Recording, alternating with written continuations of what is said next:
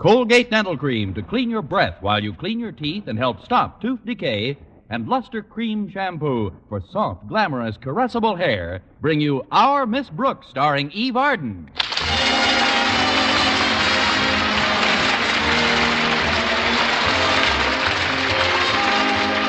It's time once again for another comedy episode of Our Miss Brooks, written by Al Lewis. Well, most of us have our good days and our bad days. And our Miss Brooks, who teaches English at Madison High School, is no exception to this rule. They say there are days when it doesn't pay you to get out of bed. Well, last Friday, when my rent was due, was just such a day for my landlady, Mrs. Davis. I brought the subject up as soon as we had started to eat breakfast. I'm terribly sorry, Mrs. Davis, but I'm afraid I have some bad news for you. It's about the rent. You mean last month's rent? You haven't got it yet? I mean this month's rent. I haven't got it again. Well, don't worry about it, dear. How does that old joke go again? There's no sense in both of us worrying. What am I laughing about? I'm broker than you are. Maybe so, Mrs. Davis, but you don't owe you as much as I do. But all hope isn't lost, though. I found out this week that I still have a chance to become head of Madison's English department. Really? Yes. In fact, I'm supposed to have a meeting with Mr. Stone of the Board of Education this morning. Where, Connie? In the office of our beloved principal, Mr. Conklin. I see. Do you think Mr. Conklin will put in a word for you? That's why I want to get there early. I think I know the word. Actually, though, I'm not too worried about Mr. Conklin's attitude toward my teaching ability. Is it up to Mr. Stone to make the recommendation for Madison's new head of the English department? Yes, it is. And I understand that he won't recommend any promotions without a personal interview. That's why I asked Walter Denton to pick me up a little earlier this morning. He'll be here, Connie. And I know you'll get the position. I hope so, Mrs. Davis. You see, it isn't just the honor involved. It's the cash. The promotion carries a raise with it.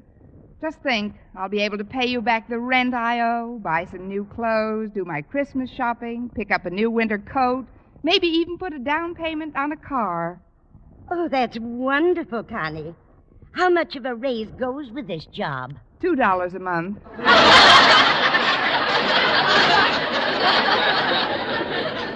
Or maybe it's $2 a week. Come to think of it, I might have to wait a while for the car. Well, I'm very excited for you, Connie. I only wish we could celebrate with a little more luxurious breakfast. Toast and marmalade isn't very gala. Oh, I don't know. And there's not much of that, I'm sorry to say. I tried to call the market this morning, but our party line was in use. In fact, it's almost always in use. Yes, I know. It's some woman named Grace, and she's always talking to a friend of hers named Bertha. It's so frustrating sometimes when you want to make a call, and every time you pick up the phone, someone's talking. I know. I try to get in there. The things they were talking about were of any importance. They just go on and on and on and on. Mrs. Davis, they never give anybody a chance. You'd think they'd get the idea, though, after hearing my receiver click a few times. Mrs. Davis, but I would like to say... No. They just go on chattering about nothing. Yuckata, yuckata, yuckata. Honestly, sometimes I could Mrs. Davis. Yes, Connie? Deposit 5 cents for another 3 minutes, please. Oh, I'm sorry, dear. I guess I got carried away. Have some more coffee? Thanks, I will. Here's my cup. I wonder what's keeping Walter Denton. My interview with Mr. Stone's at 9 sharp. Well, it isn't 8:30 yet, Connie. But if it'll make you feel any better, why don't you give Walter a ring? Good idea. Excuse me. Believe me, Bertha, I'm not petty. But when Elsie pulled that stuff on me about the tickets, I just had to open up my yap and let her have it. It's the party line again. Wouldn't you know it? Just when I have to make a quick call. I'll count 10 and try again. 1, 2, 3, 4, 5, 6, 7, 8, 9, 10... 11, 12, even $15 would be all right. Daddy, she come off with that $20 a couple baloney. Oh, this is awful. Now, take it easy, Connie. I'm sure Walter will get you to school in plenty of time for your appointment. Now, I'm going to wash the dishes, dear. Why don't you put your hat and coat on and be all ready to leave? All right, Mrs. Davis, but first I'm going to try this phone once more. So I told her, Bertha, listen, Elsie, I said, it isn't like us and Ida want to do our full share, I said. We know this is a benefit performance and that it's a good cause. But we weren't born yesterday, I told her. 1, 2, 3, 4.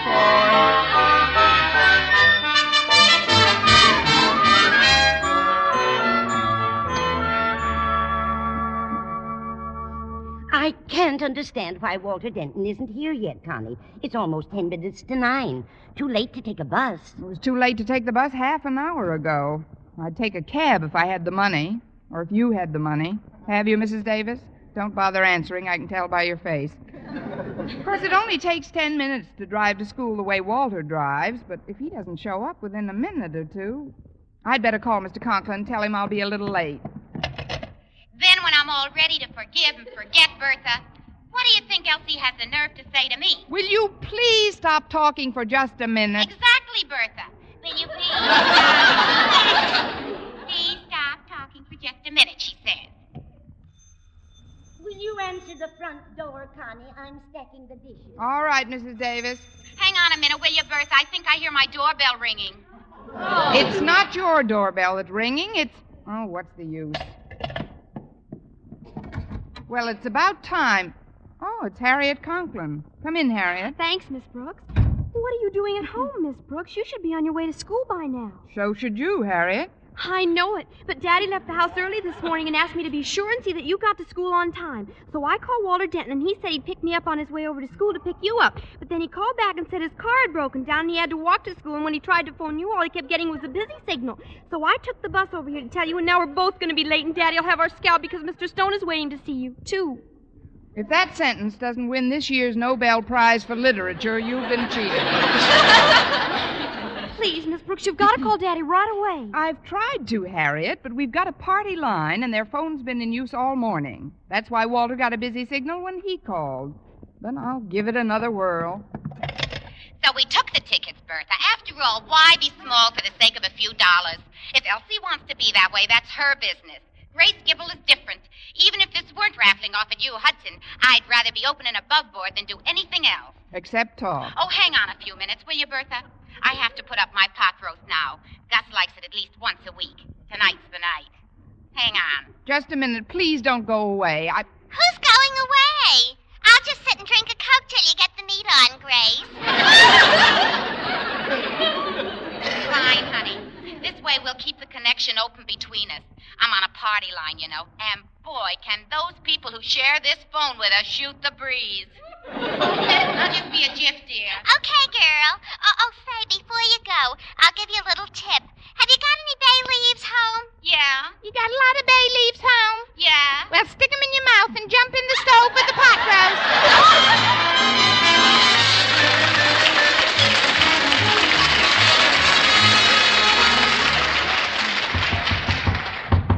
Come in. It's me, Mr. Conklin, Miss Brooks. Well, nice of you to drop in on us, Miss Brooks. Just happened to be in the neighborhood, did you? I know I'm late, Mr. Conklin, You but had a 9 o'clock appointment in this office with Mr. Stone. Do you know what time it is now, Miss Brooks? After 9:30? Yes, it is after 9:30. It's 10:40! Please, Mr. Conklin, I can explain if you'll just let me. It's too late for explanations. Mr. Stone has left. But he'll be back, won't he? He hasn't decided on anyone else. Fortunately for you, Miss Brooks, Mr. Stone happens to be an extremely fair-minded individual. He's leaving for the state capitol at 7 o'clock this evening, but has promised to call you on the phone between 6 and 6:30. On the phone? Yes. Confidentially, Miss Brooks, in spite of the steady stream of irritants with which you pepper my otherwise prosaic life, my integrity forced me to recommend you rather highly for this position. Oh, thank you, Mr. Conklin. Now, the important thing to Mr. Stone is the availability and cooperative spirit of the person he chooses. That is, if you're going to be head of a department, you'll probably want to know how accessible you can make yourself to the other teachers. You ought to talk to Mr. Boynton. It's very nice of you to tell me all this, Mr. Conklin, but if my getting this job depends on Mr. Stone reaching me on the phone tonight, I'm afraid I'm still out of the running. What do you mean? I'm on a party line that won't quit. They're constantly using the phone. He'll never get through to me. Then have your party line changed. Call the telephone company and tell them you want a different party line. What a wonderful suggestion, Mr. Conklin. I'll do it right after my last morning class. I'll call the phone company and ask for a new party line and a long cord. A long cord? What for? That's so if they don't give me the new party line, I can hang Grace and Bertha.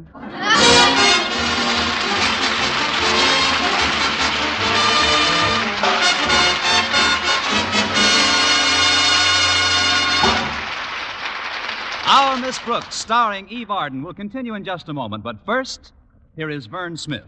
Now, proof that brushing teeth right after eating with Colgate Dental Cream helps stop tooth decay before it starts. Continuous research, hundreds of case histories, makes this the most conclusive proof in all dentifrice research on tooth decay. Eminent dental authorities supervised hundreds of college men and women for over 2 years. One group always brushed their teeth with Colgates right after eating. The other followed their usual dental care. The group using Colgate Dental Cream as directed, using Colgates exclusively, showed a startling reduction in average number of cavities, far less tooth decay. The other group developed new cavities at a much higher rate. No other dentifrice offers proof of these results. Modern research indicates decay is caused by mouth acids, which are at their worst right after eating. Brushing teeth with Colgates as directed helps remove acids before they harm enamel. Yes, Colgates contains all the necessary ingredients, including an exclusive patented ingredient for effective daily dental care.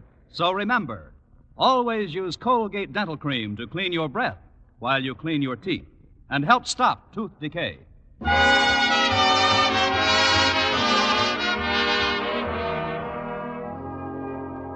Well, when lunchtime rolled around, I called the telephone company and was quite chagrined to learn that they couldn't possibly change my party line by the same evening.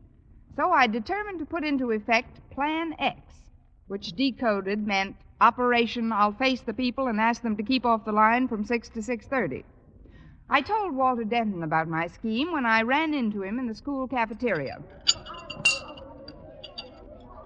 I can't tell you all the details, Walter, but it's absolutely essential that my phone is clear this evening. And there's only one way I can accomplish it. Will you help me? Now, as always, Miss Brooks, my sword, my heart, and my life are dedicated to your service. Thanks, Walter. Now pick up your jacket. I can step over that puddle of chicken broth. Sit down here a minute, Walter, and I'll tell you what I'd like you to do for me. Okay, Miss Brooks. First of all, I looked up the address of my party line playmate, Grace Gribble, and I found out that it's quite a distance from my place.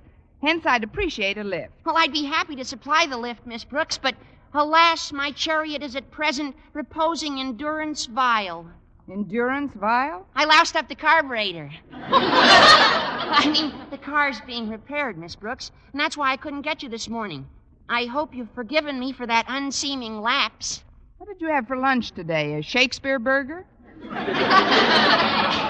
Walter, what's wrong with the car? Oh, I broke a little wire that's attached to the carburetor. Well, it shouldn't take too long to have another wire put in. Oh, no, but when the wire broke, it got tangled up in the fan belt and ripped it to pieces. Then all you need is a new wire and a fan belt. Not exactly. You see, when the fan belt hit the fan, it flew out of its socket. Then you need a new fan, too. Then when the fan flew into the radiator, the water poured into the distributor and ruined it and the spark plugs. So all we need is a new fan belt, fan, radiator, distributor, and spark plugs. And a new sign by the trolley tracks around the corner. A new sign? That's what I smacked into when I busted that little wire. I promised the officer I'd replace the sign. What did the sign say, Walter? Safety zone. If I knew jujitsu, you'd be lying across that steam table by now. Look, I've got to get out to 145 Collier Drive today, Walter. That's where the Gribbles live. Have you any suggestions? Oh, sure. I happen to know that Mr. Boynton just got his car all fixed up. I was in the repair shop when he paid his bill. Mr. Boynton? That's right. So, why don't you ask him to drive you this afternoon? This way, you will not only get to your destination promptly, but both you and Mr. Boynton will be in the company of people who obviously mean much more to each other than shows on the surface so far. Kill me, I love this type of boy.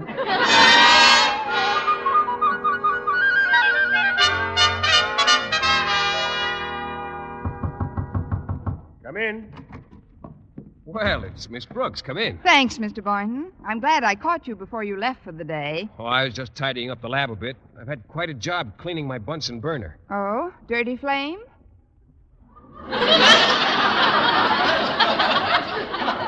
Something seems to be stuck here. There, it's out. Now, what can I do for you, Miss Brooks? You can drive me out to Collier Avenue, Mr. Boynton, if you've got the time. You see, I'm expecting an important call from Mr. Stone around 6 this evening, and I've got to talk to the people who share the party line on my telephone. Oh, do you know them, Miss Brooks? Not personally, but they use the phone almost incessantly, and Mr. Stone wants to talk to me about my qualifications to head the English department. I just want to ask them to leave it free between 6 and 6:30. Oh, I see. Well, I'd certainly like to help you out, Miss Brooks, but frankly, I'm on a budget. I don't want you to buy me these people. I just want a lift to their house. You don't understand. Collier Avenue is quite a way out, and I've had to limit my gas consumption. As I told you last night on the phone, if we go for a ride tonight through the park, I won't be able to use the car again until Monday. But this is very important, Mr. Boynton. So is self-discipline, Miss Brooks. It isn't just the money involved. Although I find by purchasing only 3 gallons a week instead of 4, I save 83 cents a month. Which, when you add it up in a few years, it comes to a pretty penny. Believe me, Mr. Boynton, saving a pretty penny may be fun, but you can also get a kick out of spending an occasional ugly quarter. If it's just a question of gas rationing, suppose I replace whatever gas is used up. Please, Miss Brooks, are you suggesting that I take money from a woman? No, gas. No, it's out of the question. All right, then I'll let you pay for it. Well, that's not the solution either.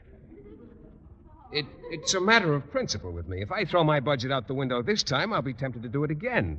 A thing like that can become habit-forming. Don't you see, Miss Brooks, spending money is a disease. Well, don't make out your will yet. You'll never catch it. Gee, Miss Brooks, you make me feel as if you think I'm cheap. Oh, not at all, Mr. Boynton. You're a very ready man with a budget. But don't worry about it. I'll get out there some way. I've still got my good right thumb and a pair of uncomfortable old shoes on my aching feet. Miss Brooks. Yes, Mr. Boynton? I've just been stalling. I'm flat broke. Welcome aboard. You see, the truth of the matter is I spent my last $6 getting the car repaired, and I just haven't enough money to put any gas in this afternoon. But I'll tell you what, I'll borrow a couple of dollars from one of the other teachers. Now, don't you worry. I'll get you out there some way. If I've said it once, I've heard it 1,000 times. There's no sense in both of us worrying.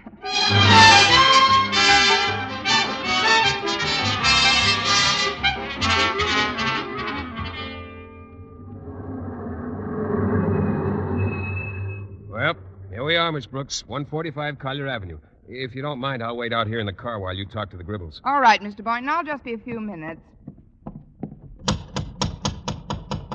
Yeah, come on. Oh, yes, ma'am. Mr. Gribble? Yes, ma'am? I'm Miss Brooks. I share the party line on your telephone with you. There's something I'd like to speak to you and Mrs. Gribble about. Oh, well, come in, Miss Brooks. Sit right down here in the living room. Thank you. My wife will be out in a minute. She's on the telephone. Naturally. I beg your pardon? Nothing, Mr. Gribble. You see, the reason I dropped over is to ask a little favor. I've always tried to be a good party line neighbor. Oh, so have we, Miss Brooks. I don't see any reason why people on a party line should get into hassles, do you? Well, I believe if you just respect one another's privacy, everything will work out fine. Well, the minute we pick up the receiver, if we hear another voice or somebody dialing, we hang right up. That's fine, Mr. Gribble. So do I, but Mrs. Gribble is on the phone quite a bit, and tonight I'm expecting a terribly important call between 6 and 6:30, and I wonder if you could sort of keep off your phone until I've talked to my party. Oh, I don't see why we can't work something out. I'll talk to Grace about it right now. Pardon me just 1 minute. You know how Elsie is, Bertha. Some people you just can't reason Hey, with. Grace, come here a minute. I'm talking, Gus. I told Elsie, let sleeping dogs lay there, why don't you? But do you think she'd listen? Hey, Grace, we got company. Tell Bertha you'll talk to her later on. Company? Listen, Bertha, hang on, will you? I'll be back in a couple of minutes. Who is it, Gus? It's the young lady who shares our party line, Grace. Come on in, I'll introduce you. Miss Brooks, This is my wife, Grace. How do you do? How do, Miss Brooks? I'm sorry if I disturbed your conversation, Oh, but that's all right. Bertha don't mind hanging on. She waits for a half hour sometimes. She's very loyal that way. Miss Brooks wants to ask a favor, Grace, about the telephone. Well, what is it? Well, I'm expecting a terribly important call tonight, Mrs. Gribble, between 6 and 6:30. From Mr. Boynton? Mr. Boynton? Why, no, but how did You and that Boynton.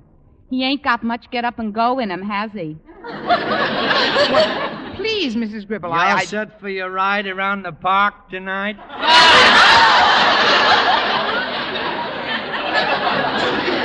The park? Well, how did you know Last week it was the zoo. This week it's the park. Doesn't he ever take you any place that costs money? Listen, Mrs. Gribble, Mr. Boynton isn't cheap. It's just that he's a school teacher, too, and, well, we enjoy going to the places we go to when we go to them. An English teacher should talk better. You're alone, Gus. She's a little excited. Listen, Miss Brooks, I think you're a very considerate person. Believe me, when you offered to chip in for the movies last Wednesday night when Boynton said he was a little short, it was very touching. I was so thrilled I almost hung up.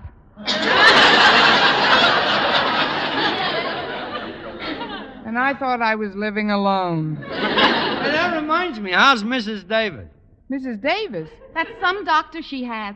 When she called him up with that sore throat last Monday, it didn't take 20 minutes and he was phoning his exchange from your place. I haven't seen Mrs. Davis since this morning, Mrs. Gribble. Tell me, how is she feeling today? Oh, she's 100% better. Good. Now, about the phone, I would like to ask you... the phone. Oh, I better get back to Bertha. I want to tell her how good my pot roast turned out. She was kidding me about it this morning. Stick the bay leaves in my mouth, she says. Try it again, Miss Brooks. But, Mrs. Gribble, about tonight... Mr. Gribble, I've just got to have a clear line on my phone this evening. Well, let's be honest, Miss Brooks. If you want a clear line on your phone ever, you better get another party to share it with. But I tried, Mr. Gribble. The phone company said they can't do anything about it right now. You didn't speak to the right people. My brother Bill works for the phone company. Bill Gribble. Yeah, talk to him. Tell him I sent you, and you'll get a new party line in a minute. Really, Mr. Gribble? Sure. Why, that's wonderful. But before I go, there's something else I'd like to ask you. Yes, ma'am? If you have a brother working at the telephone company, why can't you wangle yourself a private line? Well, confidentially, we like it better this way. Yeah, the party line's a great relaxation. You see, Miss Brooks, we haven't got a television set. But, Mr. Gribble, you said you believe in respecting people's privacy. I do. Did you ever hear me join one of your personal conversations?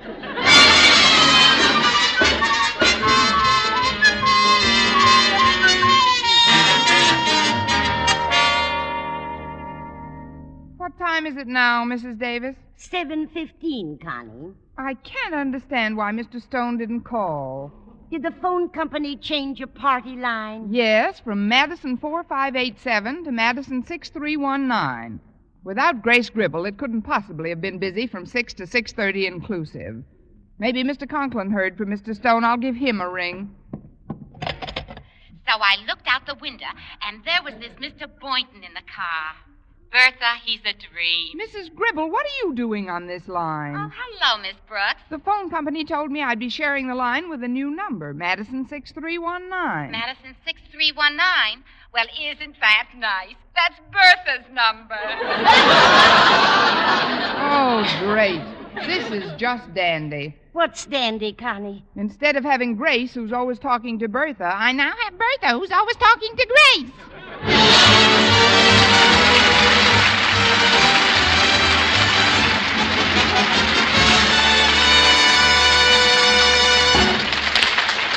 Eve Arden as our Miss Brooks returns in just a moment, but first...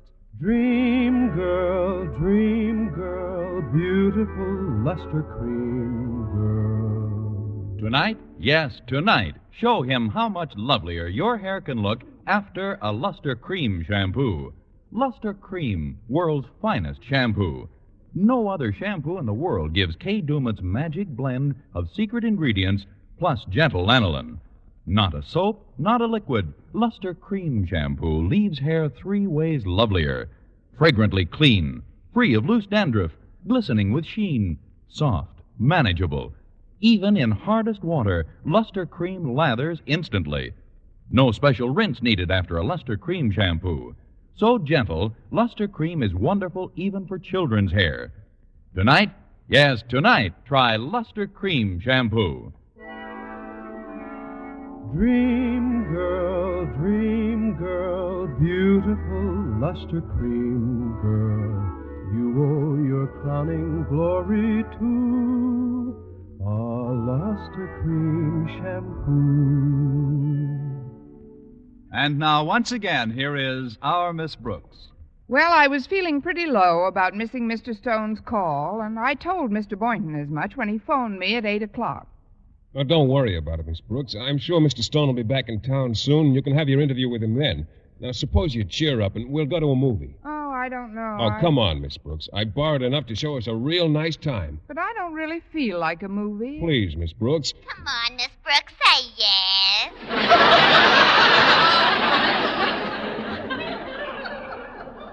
Who was that? That's my party line neighbor, Bertha. Bertha, Mr. Boynton. Mr. Boynton, Bertha. How do you do? Talk more, Mr. Boynton. I'm crazy about your voice. I don't understand. Who is this? This, Mr. Boynton, is Madison 6319. That's right, Mr. Boynton. What's your number? He's a restricted number. We don't give him out.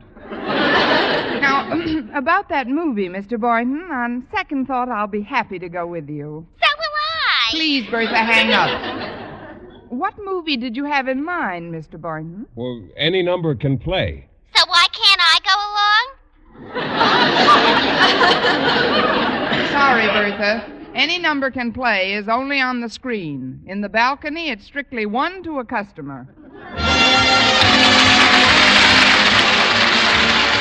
Next week, tune into another Our Miss Brooks show brought to you by Luster Cream Shampoo for soft, glamorous, caressable hair and Colgate Dental Cream to clean your breath while you clean your teeth and help stop tooth decay. Our Miss Brooks, starring Eve Arden, is produced by Larry Burns, directed by Al Lewis, with music by Wilbur Hatch. Mr. Boynton is played by Jeff Chandler, Mr. Conklin by Gail Gordon.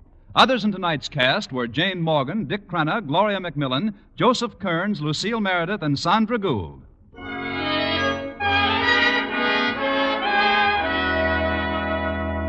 Men, here is actual, factual proof of more comfortable, actually smoother shaves by using Palmolive Lather Shaving Cream. 1,251 men tried the Palmolive Lather way to shave described on the tube. And no matter how they shaved before, 3 out of 4 got more comfortable, actually smoother shaves. Try Palmolive Lather Shaving Cream. See if you don't get more comfortable, actually smoother shaves the Palmolive Lather Shaving Cream way.